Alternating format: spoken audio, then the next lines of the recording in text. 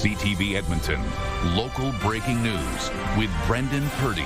Canada Post has an obligation to serve all Canadians in every community in Canada. Tonight on CTV News, going postal. Canadian postal workers return to the picket lines.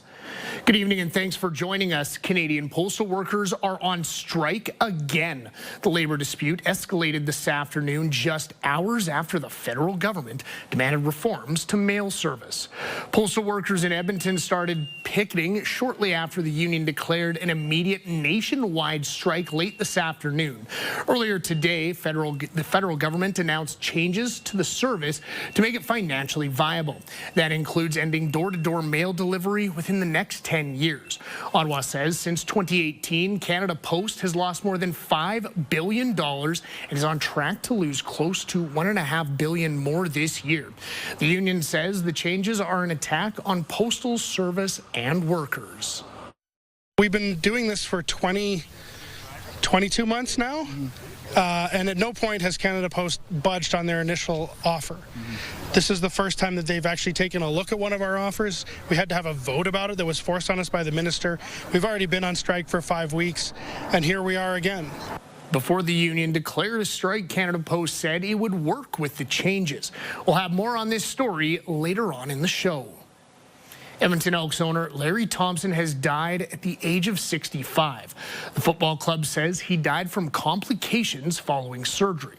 The team didn't say what the surgery was for. Thompson became the first private owner of the Elks when he bought the team in 2024. In a statement, the club said owning the Edmonton team was a lifelong goal for Thompson, who grew up a passionate supporter of the club since attending his first game back in 1972. The team credits Thompson and his family for saving and stabilizing the franchise he'd held dear for more than 50 years. Elks president Chris Morris and general manager Ed Hervey are slated to speak with media tomorrow morning. Well-known Edmonton doctor and public health advocate Darren Markland has died. In an online obituary, his family says the 54-year-old died on Sunday. RCMP say a mountain biker died in a crash last weekend in a park near Nordegg. Dr. Markland was an ICU physician at the Royal Alexandra Hospital who became a prominent voice during the pandemic. He was also very active in Edmonton's cycling community. He advocated for active transportation and hosted a coffee outside, a meetup for cycling commuters at Constable Ezio Ferrone Park on Friday mornings. Tomorrow morning's coffee outside meet will be held in his honor by friends and colleagues. Police have issued a Canada-wide warrant for the man they believe killed 13-year-old cyclist A.J. Eddy at a Millwoods intersection in May of 2024. 41-year-old Abraham Alfonso Chavez is facing multiple charges, including manslaughter and dangerous driving causing death. Police say he's Hispanic with black hair and a black goatee. He stands at 4 foot 9 inches tall, weighing 150 pounds. Police believe Chavez has fled the country. EPS is working with police forces and agencies across Canada and internationally to find him. What it comes down to is everybody's wanting to be on the same page. That takes a lot of collaboration, a lot of communication. Those are the most key things that it comes down to when we're speaking with other agencies, regardless of whether that's going to be interprovincial, international, or otherwise. To the family, who's been seeking answers for nearly 16 months now, Acting Sergeant Chris Delorier had this to say. My ultimate message to them is that, unfortunately, it will take a little bit more patience as we are actively searching for Mr. Chavez and investigating any and all accomplices in regards to this collision. But we want to make sure that we're doing this investigation right for them. EPS is urging anyone with any further information about Chavez or his whereabouts to contact them. First-degree murder charges have been laid in last week's death of a 34-year-old woman. The woman's body was found early Sunday morning in the Griesbach neighborhood. Police say she died from multiple stab wounds, adding that 2 men have been charged. Both knew the victim. First responders put out a house fire near Castle Downs this afternoon. Edmonton Fire says the call came in just after 2 o'clock. Responders found a home near 159th Ave and 134th Street on fire, with flames spreading to a neighboring house. It was declared under control 45 minutes later. No one was hurt. Now, driving through Edmonton's River Valley can be confusing, and one spot in particular is causing problems for some people who end up going the wrong way into oncoming traffic. CTV's Amanda Anderson reports. A honk from a vehicle appears to make this driver realize they were about to go the wrong way. Every day, like I said, I wish we lived on this side of our building because it's so funny how many people hit that thing or go down it and then have to reverse and come back, and we just laugh at them all the time. This problem spot is on McDougall Hill, an area in the city with lane control. At the bottom of the hill, the road separates for traffic heading to and from the low-level bridge. People being maybe distracted on their phones and just driving into the wrong place, and then all of a sudden they stop, realize it, and they just come back. Then they go through it, and it's just a massive traffic issue. In less than an hour this morning, our camera captured 9 drivers doing just that. Some went even further down the one-way, encountering oncoming traffic. There are X's meant to tell drivers to stay out of that lane, wrong way signs, and flashing lights. But given how often it happens, some think more needs to be done. Probably a better warning sign for the drivers, like maybe up the hill more to let them know. I'm not sure. I know, I guess the red X's would be a clear sign, but to some, I guess they don't see that. Yeah, true. See, the guy just did it right there. There. Perfect example. Happens all the time. Always like that. Like this one's nothing because the bar wasn't there again and there's no cars coming. So I've personally had the experience of someone coming up the hill in the wrong lane. So, it certainly doesn't come as a surprise that there's some challenges in this area. The councillor for the area, Ann Stevenson, says she hasn't gotten many complaints about the hill. The city has such an extensive road network. It's really hard for staff to be aware of what's going on at every intersection if people aren't reporting that. She plans to bring it to the attention of city staff. I hope that they're able to send out a team and check that out and then make any changes that are needed. People are urged to report incidents, even near misses. It can only happen so many times until an accident happens. Amanda Anderson, CTV News, Edmonton. An environmental sciences expert says chances are high that a young boy with autism missing in Crow's Nest past is still alive. Darius McDougall just turned 6 years old. He disappeared Sunday while walking with family near the Island Lake campground. A full-scale search is still underway. An environmental expert from Lethbridge Polytechnic says with water and some shelter, and if temperatures don't dip too much, there's a chance of surviving 5 days. Searchers have been playing one of Darius's favorite songs in the area in the hopes that he'll respond. People with disabilities and advocates are calling on the province to stop its proposed changes to how they receive income. They've now started a petition against the new Alberta Disability Assistance Program. CTV Evans Kenny has more. You're starting from such a small pot, a small income to begin with, so any little change is a big change relative to you, right? Daryl Leary has severe anxiety, chronic depression, and is autistic. He has been relying on Alberta's assured income for the severely handicapped for nearly 30 years. I have a lot of anxiety I deal with, and a lot of things I can't do because of that anxiety, and a lot of fears in my life, a lot of fears. The UCP government is changing AISH, shifting some people to the Alberta Disability Assistance Program. Leary is against this move. He started a petition to stop the change. The more I look into the program, the more it concerns me. His petition points out 5 main concerns, including a $200 reduction in the monthly benefit and a reduction in the amount people can earn before the benefits are clawed back. I feel like I'm drowning, and this petition is me flapping my arms trying to stay afloat. Disability advocates in the province agree. It's going to be pretty dire for an awful lot of people. Inclusion Alberta says this will put people already struggling in a tougher spot. We're going to see people with less income. That's going to result in more food bank usage, possibly homelessness, people making incredibly hard choices. Leary started an online petition that now has more than 900 signatures. The province does not accept online petitions, so we switched to a hard copy. That now has nearly 200 signatures. If I succeed with one thing, I want it known that the disabled community does not approve of the ADAP program. The minister's press secretary says the new program will empower people with disabilities to find employment and that Alberta's government is committed to providing supports for Albertans with disabilities and the organizations that assist them, ensuring these supports reflect their unique needs and abilities rather than following the current one-size-fits-all approach of AISH. ADAP will come into effect July 2026. Evan Kenny, CTV News, Edmonton. And a group of local farmers are making the most of it for charity. A fleet of combines hit a wheat field in Leduc County this afternoon, quickly collecting the crop that will help fight international food insecurity. CTV's Jeremy Thompson reports. 150 acres of Alberta wheat, about half a square kilometre, is grown, dry, and ready for harvest. About 200 farmers are here to make it happen. Everyone has their own work to do, and so all these people are taking time out of their own harvest today in order to come and do this. The Leduc Growing Project seeded this donated land in the spring. All the inputs and labor were also donated, culminating in a community harvest.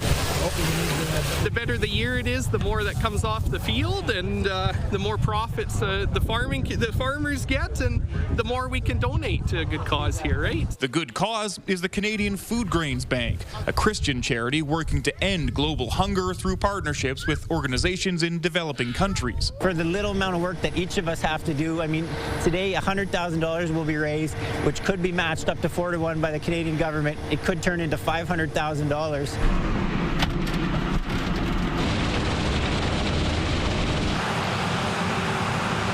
This is really an impressive operation to see in action. You got 14 combines out here filling about 12 trucks with grain. The group effort is turning what would normally take a day or a day and a half into just a few hours. So you can see there's something coming in. Yeah, no doubt. The group harvest has been happening since 1999. Some years they grow wheat, some years they grow canola. Every year, they grow community. There's so many people that just donate money or donate products or donate time. We live in abundance and we have the ability to share worldwide, and it is just so important for us to keep the giving spirit alive. Over the last 25 years, the Leduc Growing Project has raised more than $2 million.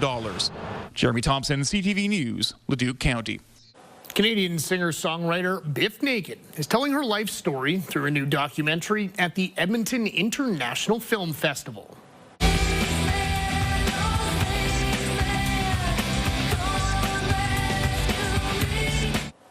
She appeared on CTV's Your Morning earlier today. The new film is called Biff Naked. It covers the ups and downs of her life from her mainstream music career to her battle with breast cancer. The singer was born in India in secret to a teenage mother. She was rejected by both families, ending up in Canada, adopted by missionaries. It's humbling and terrifying and a great privilege to be able to share my journey, and not just because being an adoptee or a runaway or a cancer survivor, but just as a woman and as a human being in the world. The documentary will be shown at the Garneau Theatre tomorrow night at 6:30. A Fort Saskatchewan organization is looking for crafty people to help with an important project. Family and Community Support Services is looking for crocheters to make purple elephants for family violence prevention awareness. The Elephant in the Room project started last year. The little elephants are a symbol of support for those affected by family violence. They'll be turned into magnets, pins, and Christmas ornaments. Organizers say it's a way to get conversations started around family violence. Just ahead, we delve deeper into the nationwide Canada Post strike. Plus, eliminating an invasive species, an attempted eradication of goldfish and carp in an Edmonton storm. So definitely these fish have been released into the stormwater ponds.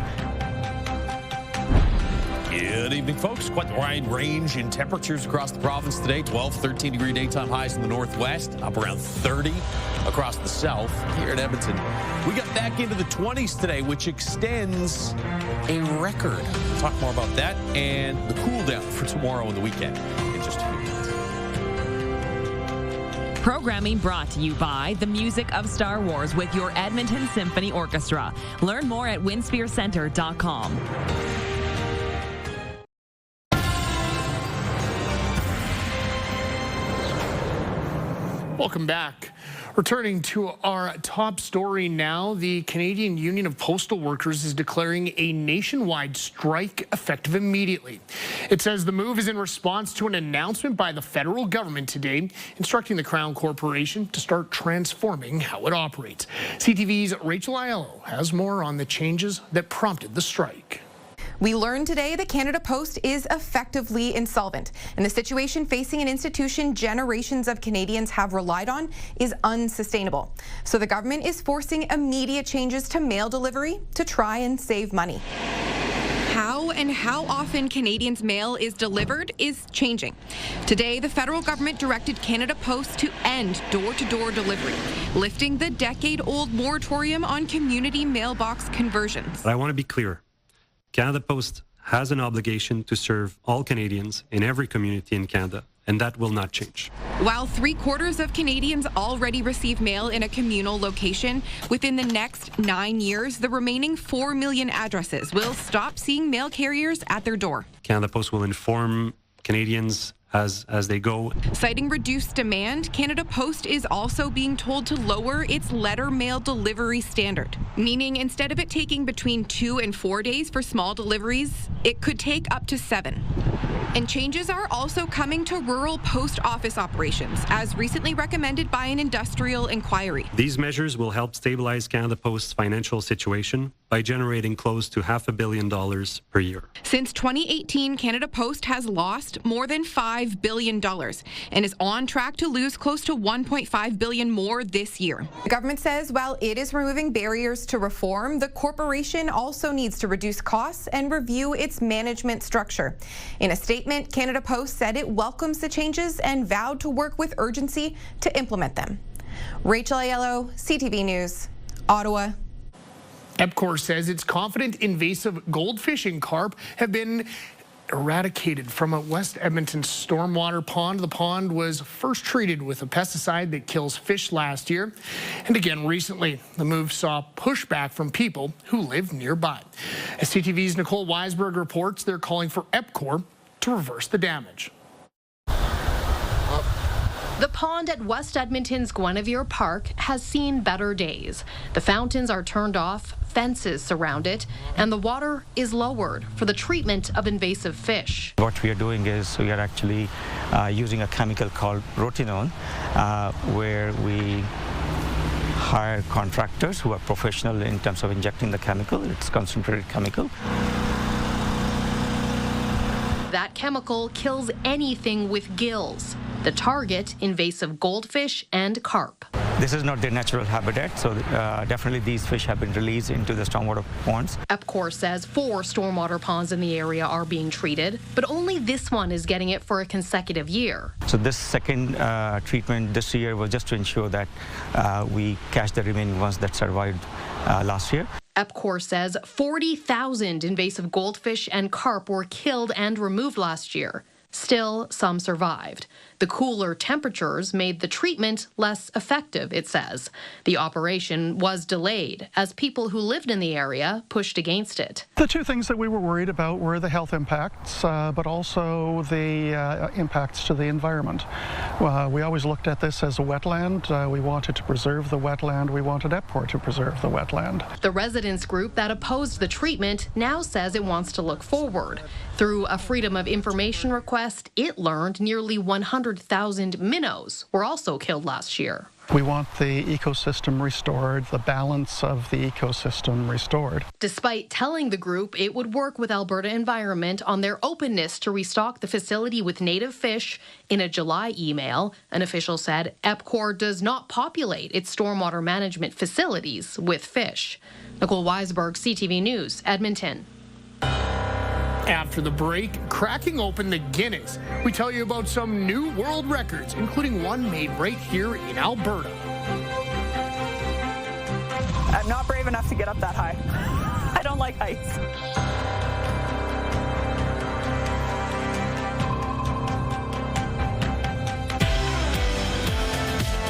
Friday on Your Morning Edmonton, the new police chief joins us to talk about his plans for a safer city. And we preview a big moment for Canadian women in the Rugby World Cup final. Your Morning Edmonton, weekdays.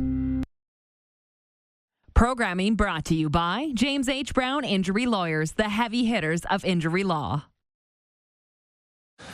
Welcome back. 2 degrees this morning. Was a chilly start to the day. Parts of central and east central Alberta had some patchy frost this morning, but nice warm up back to 21 this afternoon. The other thing to point out here on the almanac, look at that, 725 and 725 today. Despite the fact that the autumn equinox was Monday, today is actually our breakdown of 12 hours a day, 12 hours of darkness. It's always a little bit later than the equinox in the fall, a little bit earlier than the equinox in the springtime. There's a couple different reasons for that. 2025, this year, 23 days now with temperatures in the 20s. That is a record. Well, that was a record prior to today. We just added on to it, and we'll add one more day. I think we'll get to 24 on Monday. Last 5 years, we've seen a lot of these days in the 20s. 2022, we had 20. Last year, we had 19 days in the 20s. We're pretty much done with the 20s, except for, as we said, Monday. There's scattered showers in east central and northeastern Alberta, but skies are going to clear by tomorrow morning, and we'll be under mainly sunny skies right through the day in Edmonton and across much of the province. 7 degrees in Fort McMurray, 6 here in the city, 4 degrees in Red Deer. You do have some frost advisories, high level, and then for Whitecourt, Edson, down through Rocky Mountain House and into the Airdrie region. Not well below zero, but just slightly below zero in a couple of spots there in western Alberta. Should get back to 17s in Fort McMurray and high level tomorrow afternoon, mid to high teens as well across the rest of the north. 18 in Red Deer, instead of being near 30, closer to 20 in Lethbridge, Medicine Hat, and Jasper cools off, just 13 degrees tomorrow afternoon. Here in Edmonton, 17 or 18 for a high. It will be breezy, so the sunshine looks good. Those temperatures are just slightly above average, but wind to be gusting to about 40 kilometers per hour. Mix of sun and cloud for Saturday, Sunday, 18 or 19 on Saturday, 17 or 18 on Sunday, and then one more day in the 20s on Monday, 21 or 22 for a high, before temperatures settle into the 15 to 19 range for highs through the first few days of October. That is your forecast. Some extraordinary donkeys were among those to be recognized in the 2026 Guinness Book of World Records. Bamboo has really long ears, so you would expect him to have really good hearing. But in my opinion, sometimes I think he's deaf, or is it just to us? At 167 centimeters tall, Derek the donkey took home the prize for the tallest living donkey, while his companion Bamboo won the title of longest ears at just under 90 centimeters. Well, sticking with the same theme, Alberta is officially home to the tallest steer on the planet. The Holstein from Vulcan is the newest Guinness World Record holder. CTV's Alicia Fieldberg has the story. Big boy in the big city. His name is Beef, and the towering Holstein is among skyscrapers for the first time. This pair from Vulcan came to Calgary to celebrate a mega moment, winning the Guinness World Record for tallest steer. It's a pretty surreal feeling to know that my picture is in this book. Jasmine Entz never intended to go for a record, but was a fan of the books growing up, and a few years ago wondered how her pet might stack up with the competition. When the record was measured in 2023, he stood 6'5". She works at a dairy and wanted a calf as a pet. When she picked him at birth, he was regular sized, but as a neutered male, he grew a lot in 8 years. Right now, Beef is the tallest living steer on the planet, but he's still growing and he's on track to break another record. There was one in Italy that was 6'8", and so that's the tallest ever recorded. Now he's an 1.5 inches off of that. So he lives on a hobby farm with a Holstein cow and miniature goats. He doesn't have a mean bone in his body. He gets along with everything. She was once able to ride him, but he's grown too big for his saddle and too tall for his owner. I'm not brave enough to get up that high. I don't like heights. To feed the gentle giant, she has to fork out about $400 a month for a minivan-sized salad of alfalfa, but it's worth it. His size coupled with his personality, and it's something to really admire. She hopes she and Beef send a message about how much care goes into livestock, even the ones that aren't pets. You know, the love that I have for him is the same love that goes into all of our milk cows on the dairy. It's a way of life, and it's a very important way of life. Alicia Fieldberg, CTV News, Calgary. Oh my gosh, folks, that steer brings a whole new definition to the term got beef. Alrighty, that's all from us on this Thursday night. Thank you so much for wrapping up your day with us here on CTV Edmonton. We'll see you back here tomorrow night to wrap up the week. Same time, same place. We'll see you then. But until then, take care and goodbye for now.